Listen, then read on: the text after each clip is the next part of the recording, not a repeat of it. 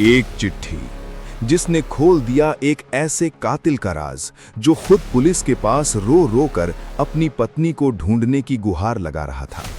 नमस्कार दोस्तों, आप देख रहे हैं क्राइम तक और मैं हूं आपका होस्ट मोहन।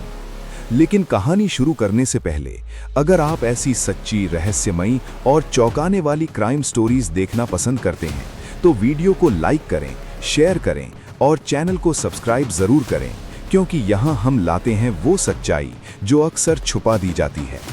अब शुरू करते हैं आज की कहानी। गुजरात के सूरत में रहने वाली 40 साल की शिल्पा पेशे से एक डाइटिशियन, कामयाब, आत्मनिर्भर और अपने परिवार का सहारा। लेकिन उनकी यही कामयाबी उनकी मौत की वजह बन जाएगी, ये किसी ने नहीं सोचा था। शक की शुरुआत। शिल्पा के पति विशाल बेरोजगार थे। घर की पूरी जिम्मेदारी शिल्पा के कंधों पर थी। वो अपने क्लाइंट से फोन पर बात करती, हंसकर सलाह देती। लेकिन यही बात धीरे धीरे विशाल के मन में जहर बनकर भरने लगी। उसे लगने लगा, मेरी पत्नी मुझे धोखा दे रही है। बिना किसी सबूत के, बस शक, और यही शक धीरे धीरे उसे अंदर से खा रहा था। और फिर उसने बना लिया प्लान। विशाल ने अपनी पत्नी से कहा, चलो पुराने घर में शिफ्टिंग करनी है।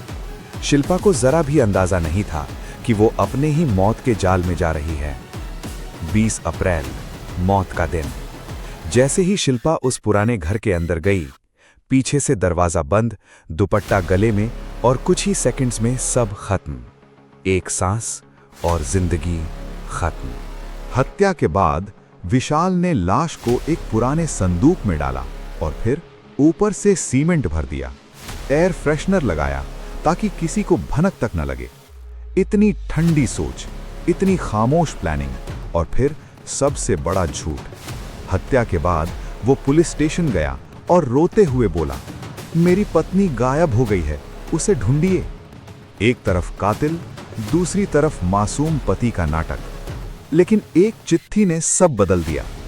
कुछ दिन बाद घर में ही एक चिट्ठी मिली जो उसके बेटे के हाथ लगी।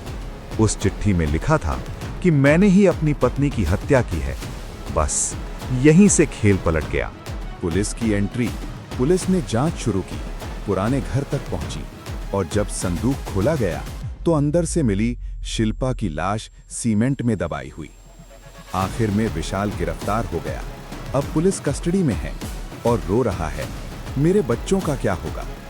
लेकिन सवाल ये है, जब वो ये सब कर रहा था तब उसे अपने बच्चों का ख्याल क्यों नहीं आया? इस कहानी से क्या सीख मिलती है? शक एक ऐसा जहर है जो इंसान को सोचने समझने की ताकत खत्म कर देता है, और जब इंसान उस जहर में डूब जाता है तो वो इंसान नहीं, खतरा बन जाता है। आप इस पूरे मामले पर क्या सोचते हैं?